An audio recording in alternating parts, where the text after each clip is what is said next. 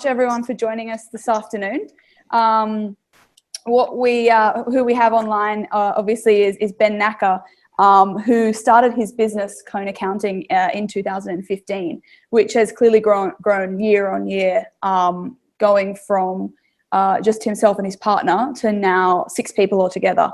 But what is so unique and interesting is that he works remotely, and his entire team works remotely, which I think is really interesting, really exciting, and I'm also quite jealous because I would love the ability to do that. So firstly, thank you so much, Ben. A very warm welcome. Okay. Pleasure to be here. And you're about to reach your 4th birthday, and just came back from Tokyo in Spain. So maybe over the last 4 years, where is the most exciting places, or where have you been setting up camp? Yeah, I mean, we've been to over like 20 countries in the last 4 years, maybe 25, from like the sunny locations like Jamaica and Dominican to New York, Reykjavik, loads of places in Europe as well, Budapest, Prague, Amsterdam. So like been all over there.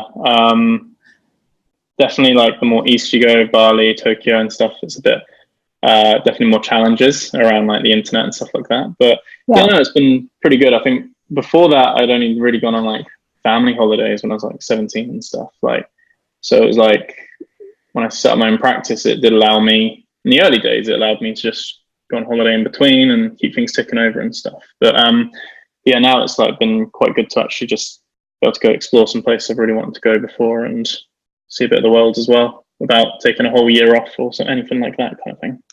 Yeah.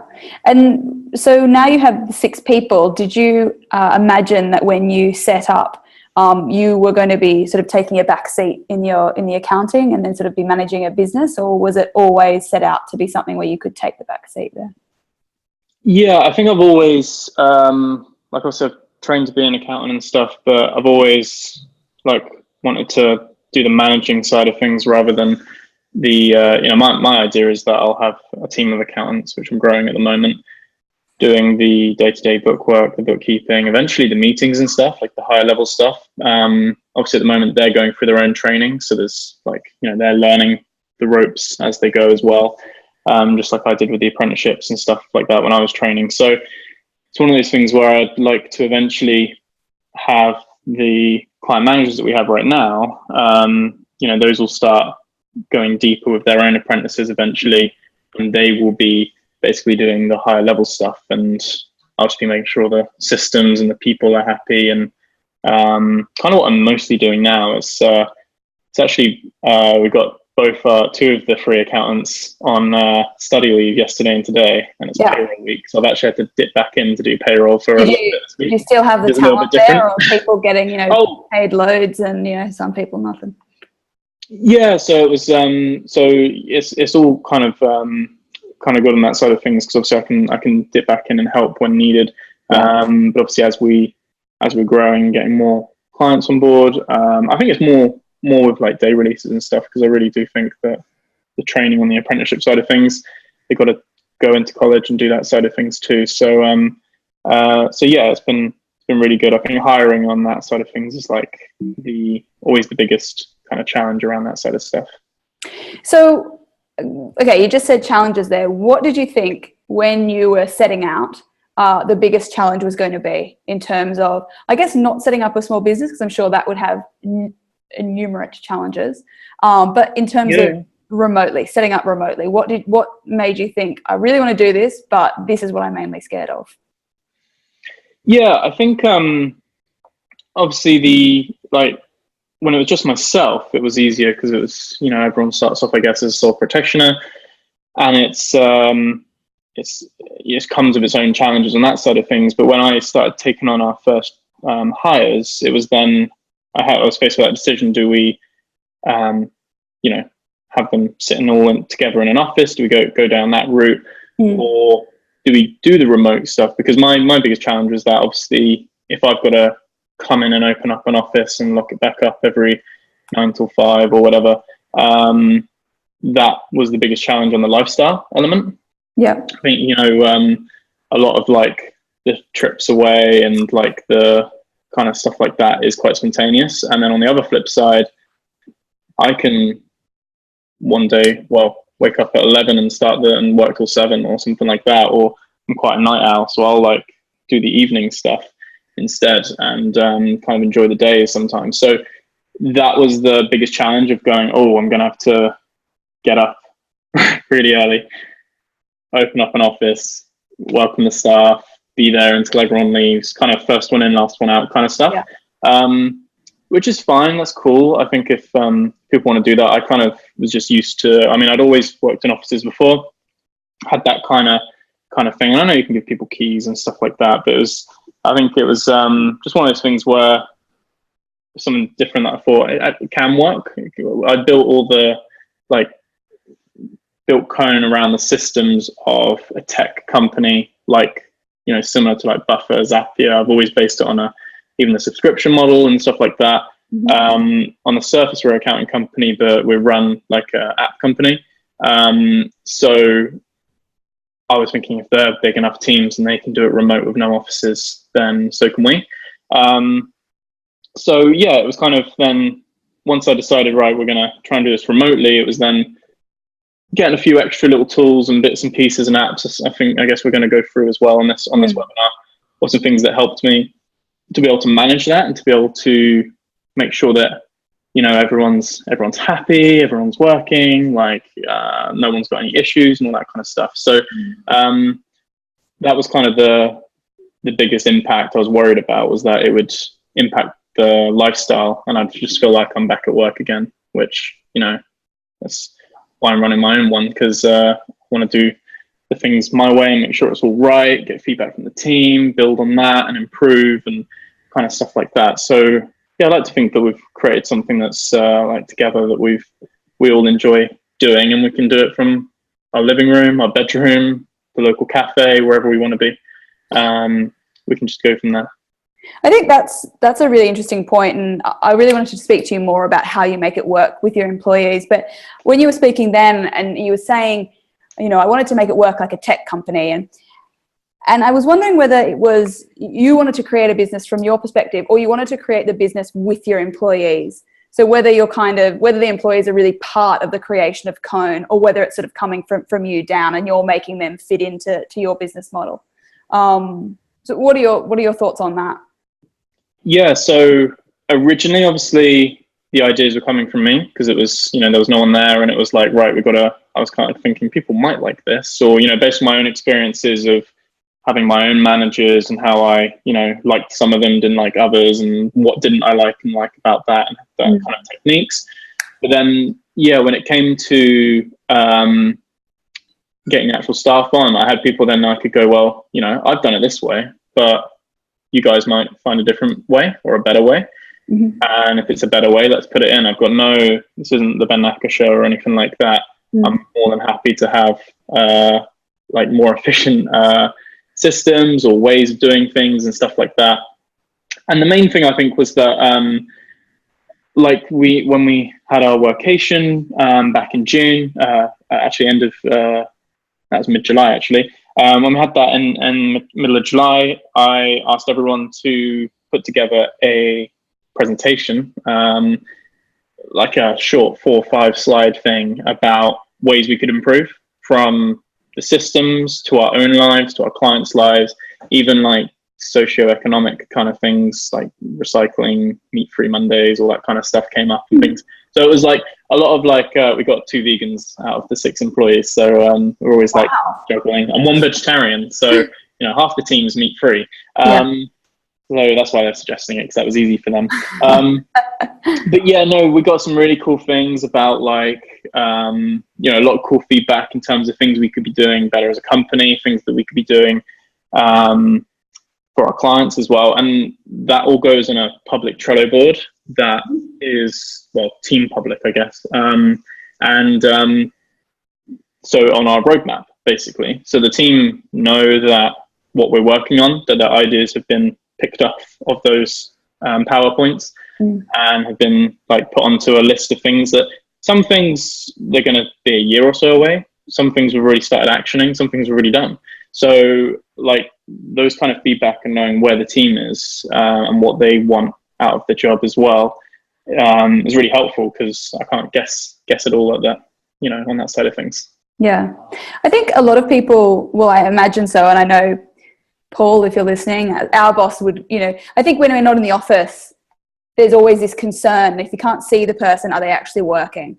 You know, how do you balance and structure the company so you're confident that people are working and they're being trained up as well?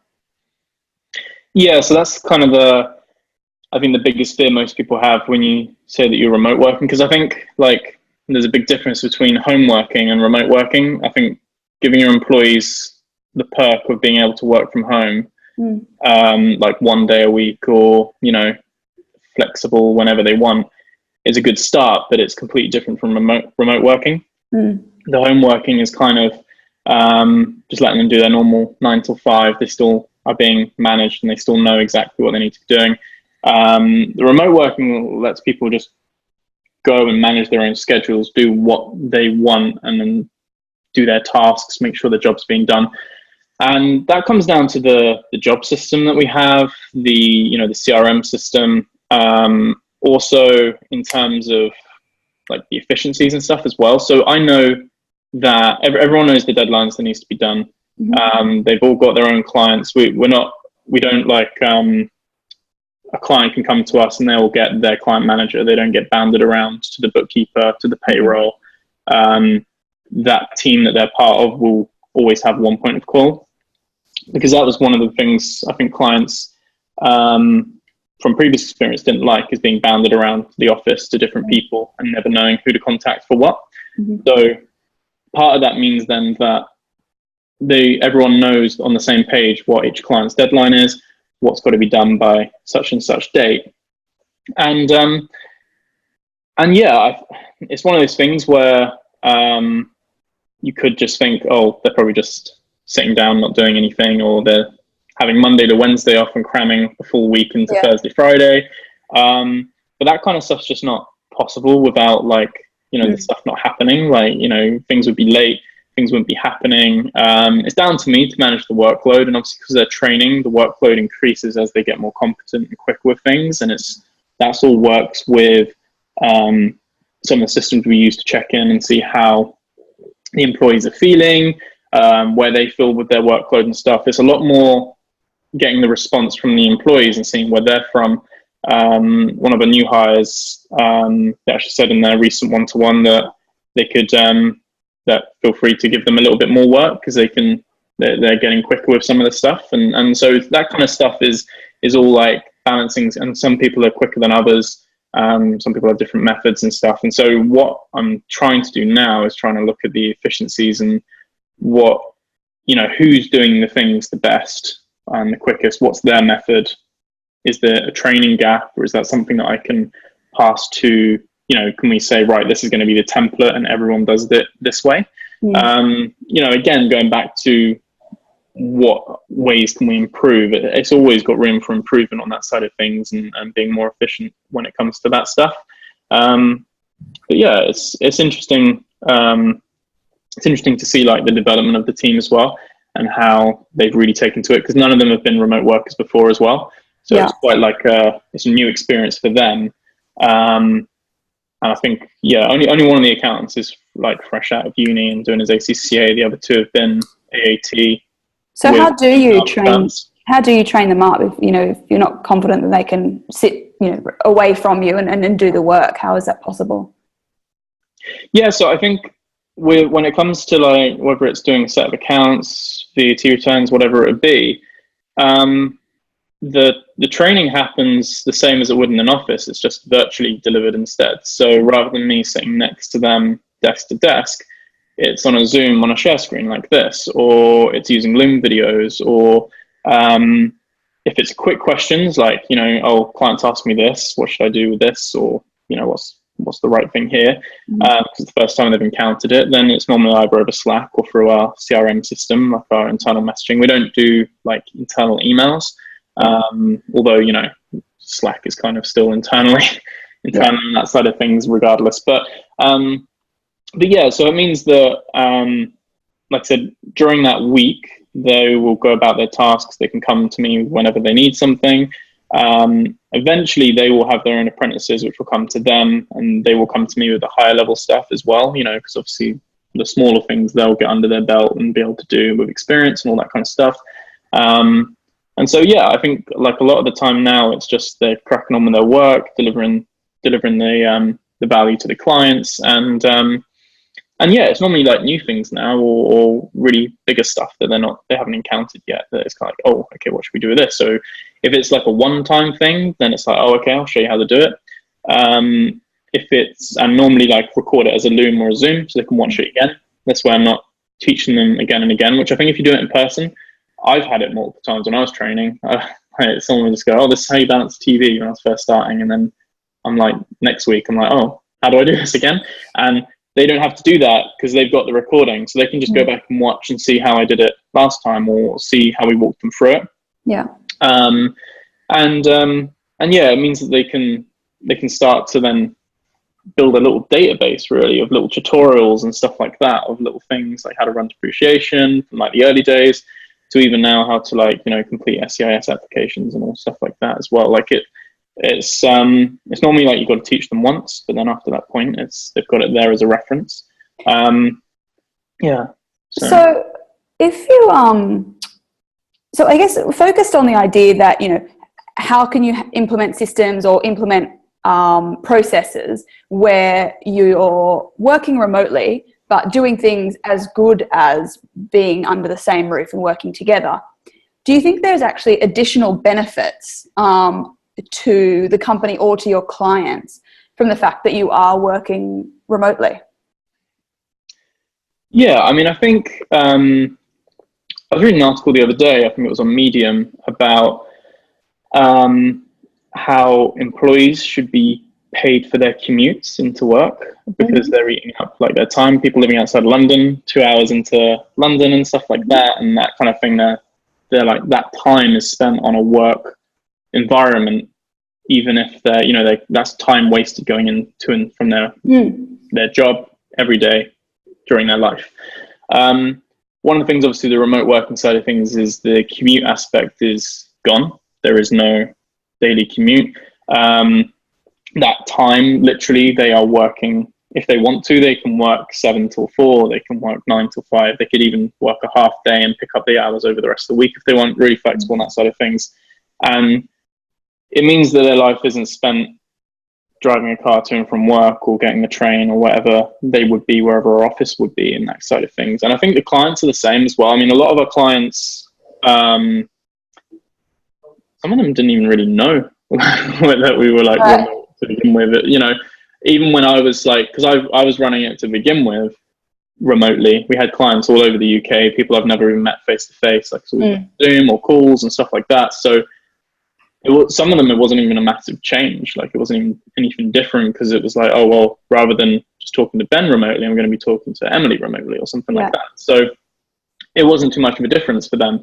And I don't think clients really mind too much. I don't think it's like a pro on that side of things, or a con really. I think it's I think the clients want their work to be delivered on time. They want it done correctly. They want that level of service and that value, and us to help them grow the business and all that kind of stuff is what they expect from every accountant, I believe. So it's one of those things where it does have its perks. We do pick up a lot of clients that are probably a bit more mobile than normal, like they are virtually themselves, or they're flying all over the place in different countries and stuff like that. So it works that everything's digital, everything's e-signed.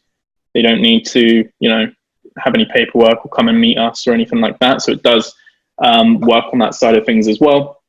But it's not something that we really push as like a selling point, or like, oh, you have to be a virtual or a digital nomad to work with us. It's not that at all. It's literally just the way of working that works for us, and it doesn't work for every business. But it's one of those things where if it makes our employees' lives easier and they enjoy it, then that's going to show in their work as well. I would I would imagine that also by evaluating all of your processes and systems to enable you to work remotely, you also get a chance to rethink, okay, this is how things normally get done. How can we do it? But it would also enable you to improve on it, I guess, as well at the same time. So you're rethinking processes that if you're under the same roof, you wouldn't even consider. We have a question from Mark, actually. I guess he would love some more detail in how you manage your apprentices without a permanent location. So all of our accountants are apprentices, all three of them. 2 AAT, one's ACCA, 2 are going on to level 4 in October, and the ACCA one is on his L7, his P papers, so he finishes in June, I believe. Like, he's got 4 papers left, I think, 4 quarters, 5 quarters, something like that. So again, I don't think it is any different than whether you're sat right next to your apprentice. I do empower our apprentices a lot more than I myself was empowered when I was working as an apprentice in other firms. So, they're not making teas and they're not just sitting there answering emails and opening post. We've got people to do that. And obviously you can go make your own tea. But it's one of those things where we put all our training through Kaplan. So Kaplan's little like quarterly tutor things and one-to-one sessions are all done on Google Hangouts. So they're fine with that. They're cool. It is something at the moment where I do prefer them to go into college and have the day release, mainly because I think at least my style of learning, I would not have the self-discipline to learn on their live online classrooms and all that kind of stuff, the virtual stuff that you can get. So it is one of those things where, their only kind of commute, going back to that, is that they've got to go to college once a week or whatever it might be. On that side of things, that's nice and straightforward. Like the actual going to college and stuff, Kaplan's very receptive of that. They're fine with us being remote. In terms of managing the actual employees and their day-to-day work, we just have a review system in place. So to begin with, like, all emails are checked before they go out, but after a month or so, they kind of know to put capital letters on and stuff like that. So, and it's all templated anyway, so then they can change things. And it's always the door, or the virtual door, is always open. So I think the biggest thing is that you don't create a culture where your employees are scared to come to you with anything, even if it's a bad thing, or they've sent something wrong by mistake. That's fine. Tell me about it and we can fix it. But obviously, in terms of like accounts, BT returns, bookkeeping, all that kind of stuff, it comes through me to review anyway. And eventually they'll have their apprentices that they'll then be reviewing the work and all that kind of stuff. So at the moment, I'm now training them how to review each other's work in preparation for them to review their own apprentices' work and what to spot and stuff like that, how to improve in bits. But yeah, I think it's no real different to whether they're apprentices. I mean, 2 of the team aren't accountants. They're marketing and kind of virtual office / design kind of stuff as well. So there's no real difference between them on that side of things. The training is the same way. And it lets us to, we like the apprentice route because it means we can mold them to our way of doing things and get them used to the systems and things like that. I think we will always, bar any of these guys moving on and we need to fill someone immediately, we'll always look to hire from the bottom and bring them up through the ranks on that side of things. But yeah, it's a good question. I think it's just it's a limiting belief up here, not an actual practice. If anyone else has any questions throughout, just shoot them through and I will ask them. And Mark is very pleased with that answer. You've spoken about bringing in apprentices. Could you give a bit more of an outline then of the structure of your business? So you have your clients speak to one of your employees. So if you could run through how you've structured the business. Yeah, so we have 3 client managers. Well, one's starting on Monday. So they've come from another firm. So they've got 2 years of work experience, but they're an AAT, finished their level 3, so they go into level 4. So she's joining us, and that gives me my 3 pillars, which are going to be my client managers. well, they already are the client managers basically. I know normally client managers are qualified and AAT qualified and stuff like that, but to be fair, with everything being reviewed anyway, and you see like the first 3 months you expect mistakes, you expect things to crop up and stuff while you're training, but after that, I mean, these guys are some of the best people I've worked with, and they're so efficient, they do something so well, and those client managers will eventually have their own apprentices below them, and those people will eventually be client managers. These client managers will move up to kind of my role, which is kind of at the moment is still doing the higher level meetings and budgets, forecasts, the kind of management advisory kind of services we're all doing and all that kind of stuff. But obviously I want them to start doing that within the next like 6 to 12 months, start doing those meetings by themselves. So they're going to start joining in on the Zoom meetings and things like that, and shadowing on that side of things. And yeah, the idea then is that we might have in the future like a person that does bookkeeping in each team, but that team, so each client manager will have their own clients to deal with. So there's no crossovers or sharing clients or anything. That, you know, this client is that person's client, and they're responsible for that. So they know all the deadlines, all the jobs for that client. In the future, as those pods, as we can call them, will grow, they'll then need more people within each pod to then look after it and look after the general day-to-day running, make sure the deadlines are met and stuff like that. So yeah, in terms of like capacity, it's something that's then quite easy to then just bring in someone each time. And like I said, we'd normally then look to hire apprentices and get them in and train them. But obviously if we need to replace someone because someone steps out and leaves or something like that, then that's fine. We would look for someone of the similar kind of caliber when it comes to that side of things. But yeah, in terms of structure, we've then got our marketing and kind of design and systems kind of thing. So they do look after the marketing, the assets, the websites, all the bits and pieces like that,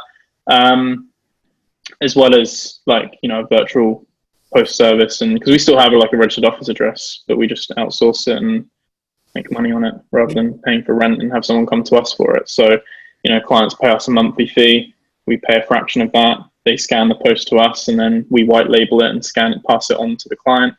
So that's like an admin task that's taken care of as well. There's all those things, like there is a solution for like each area. It's just a case of like what kind of what the priority is and how it moves and works all together.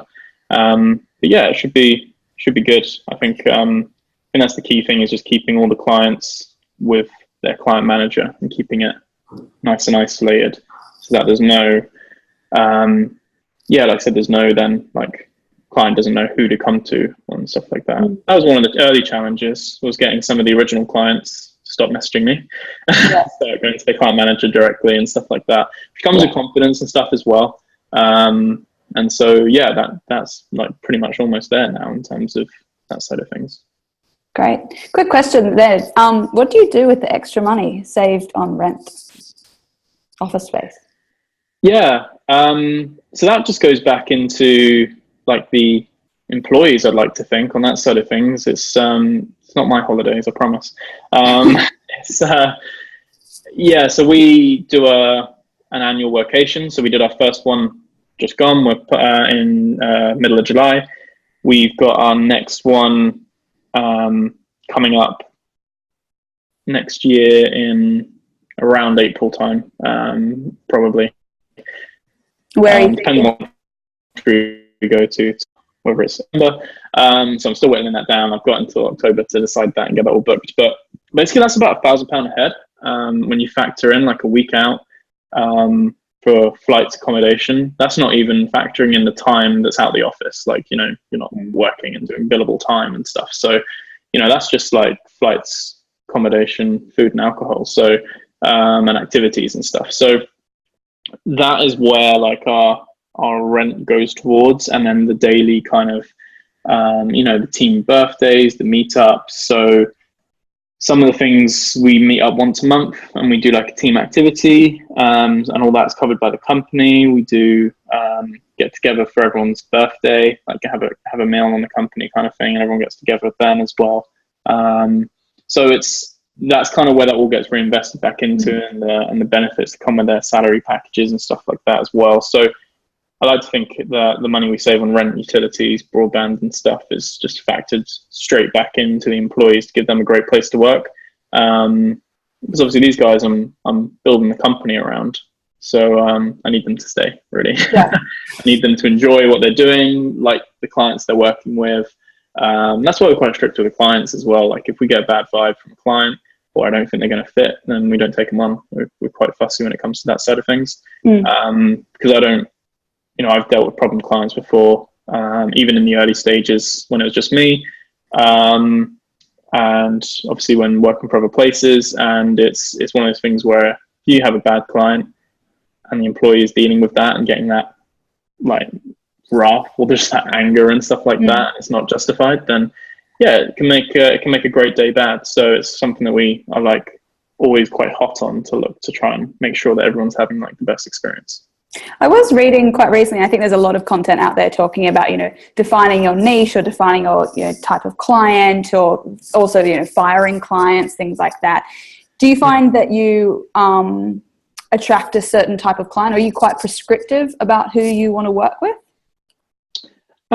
So I think like, obviously there's a lot of firms that niche down into an industry, and that's cool if you can do that. I think our niche is a little bit broader. So we do have a loose kind of niche, which we kind of just label as creatives, but it's not really regulated to a particular industry. It's more the people that enjoy the technology. They're gonna be happy for us to put them on Xero, show them how things work, etc. Like free up their time. They're not coming to us wanting to keep their spreadsheets. Basically, it's something we don't do. We're 100% Xero. That's it. You don't want to move to Xero. We're not the ones for you. And yeah, it's the people that are looking to grow their business as well. I think we do get a lot of inquiries where it's like, oh, we're just looking for our accounts to be done at the year end, and that's cool, but it's not really where we thrive in. It's not what we do best. And it's it's one of those things where I think like as we've grown as well, we've been able to be more selective. I think in the early days, it was kind of like, I don't care what industry you're in. If you're coming on board, you're coming on board. But like I said, you do then get those problems down the line then when they're not a great fit and stuff just doesn't mesh. So that's kind of one of the main things then that I really wanted to make sure as we grew and took on team members and stuff, we were working with exciting clients that are doing cool things. They're really pushing the boundaries and stuff. We kind of found that we've got like a mini niche in like e-commerce and retail, just bizarrely. Did quite well with a couple of clients, and they've recommended other people, and kind of grown a mini kind of niche of retail, which probably for the accounts listening, it's obviously not the easiest niche to have in terms of like stock takes and all the different bits and pieces that go along with that, and like very high transaction businesses. So, but it's not something where we just double down in and just say, yeah, this is all we deal with. We deal with a lot of creative web designers, coaches, like all kinds of different stuff as well. So it's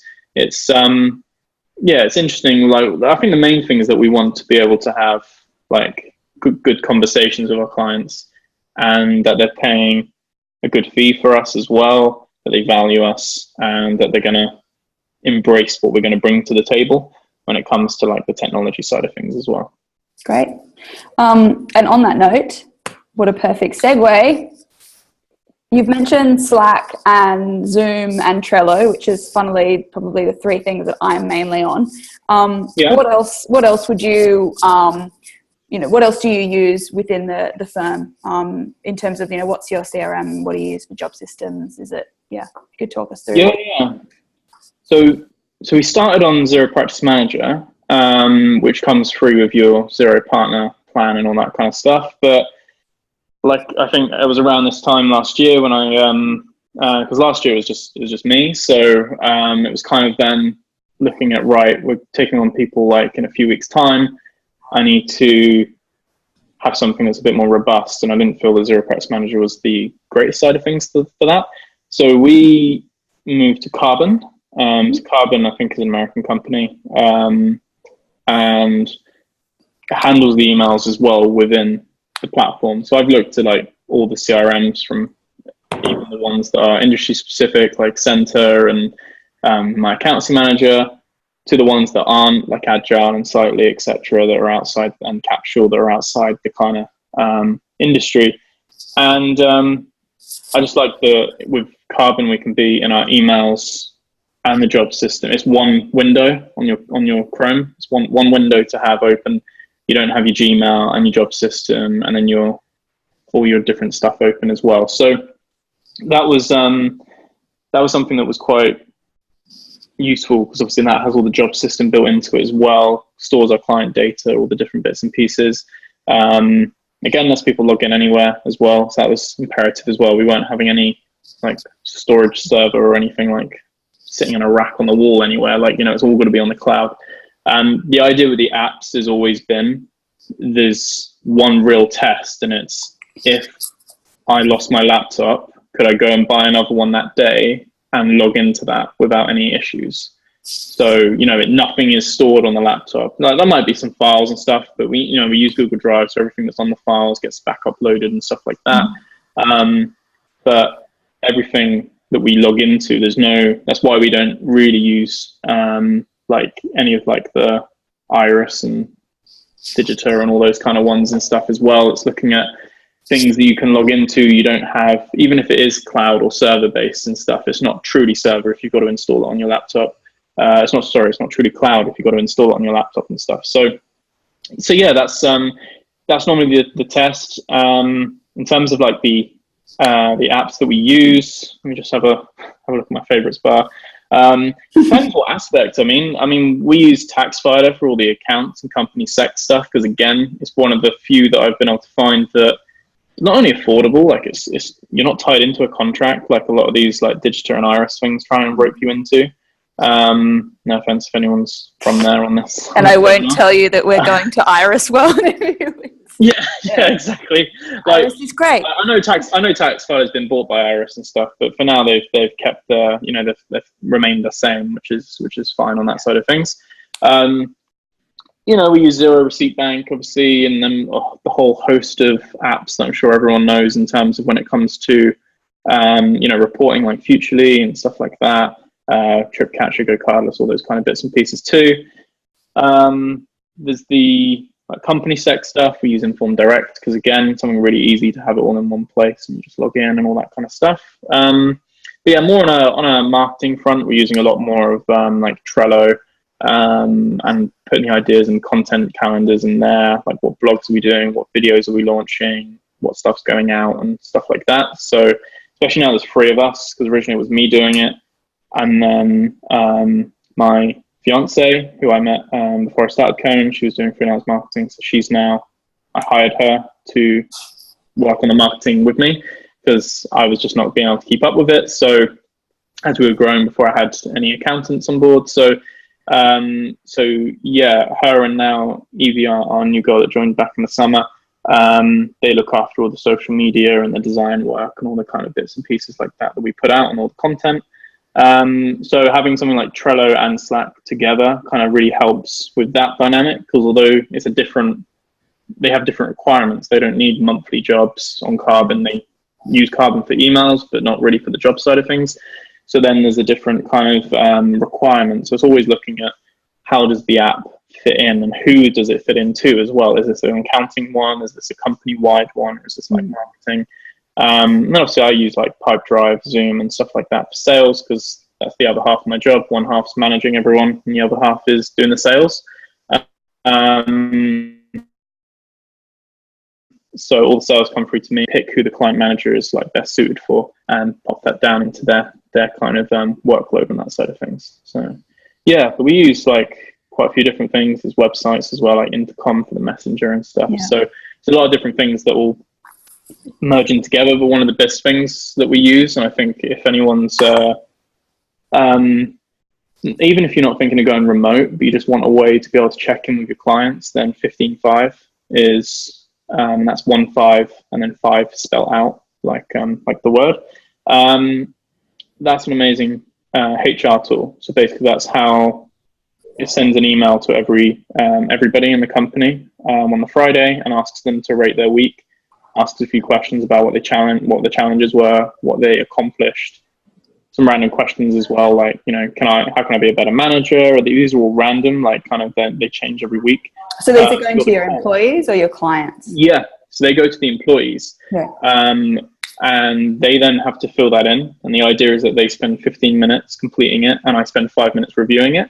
And this is how I keep on top of who's struggling, who's had a shit week, who's done amazingly. And you also get to know like how that week went as well, especially if they were quiet during the week on that side of things as well. You just had their head down doing stuff. It's always good to then just have that kind of catch up at the end of the week, and it's not like taking in any diary time for either of us in terms of having a proper meeting where there's not much to talk about. Maybe everything's fine and there's no complaints and stuff. And so the 15-5 just keeps that checked in, and that builds into one-to-ones and, you know, quarterly reviews and all that kind of stuff as well. So that's something that for managing everyone has really helped to, I guess, get an idea and make sure everyone's on the same page. Right. We are nearing the end, but what I would like to do next is a quick lightning round.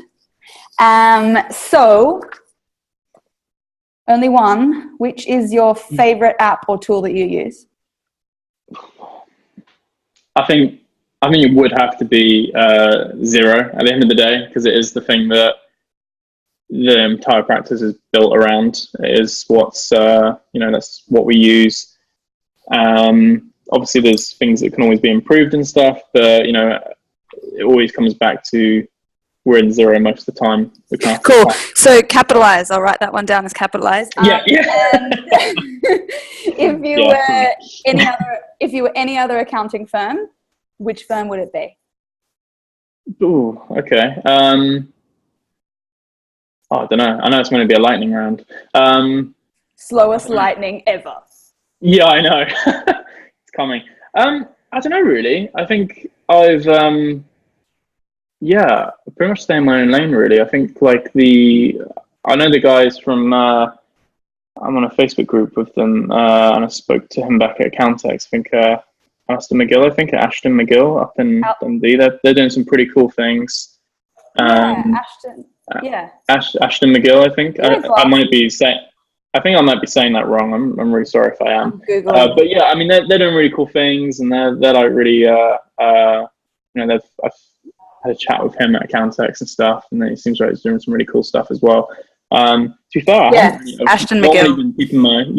So I've been keeping myself a lot of the times and just building, but I do want to do more of like reaching out to our like community and doing more stuff at like events and ZeroCon and bits and pieces like that, and meeting people, because normally it's just been right, how can I grow, how can I move forward and stuff like that. I haven't really branched out to many other people really. All right. Your best talent? I'd hope to say managing. I just enjoy doing that side of things, and even when I'm like in my spare time and stuff, I'm always managing something. I'm always doing something like that. So yeah, I think that's probably, hopefully, what I'm good at. And if you weren't running an accounting practice, what would you be doing? Probably on a beach. No, I don't know. I used to want to be an architect. But I can't draw, so I became an accountant instead. So if you're just working through in alphabetical order, but yeah, maybe, yeah. I'll just go down the list and find something I'm good at. Archaeologist. What is the best piece of advice you've ever received?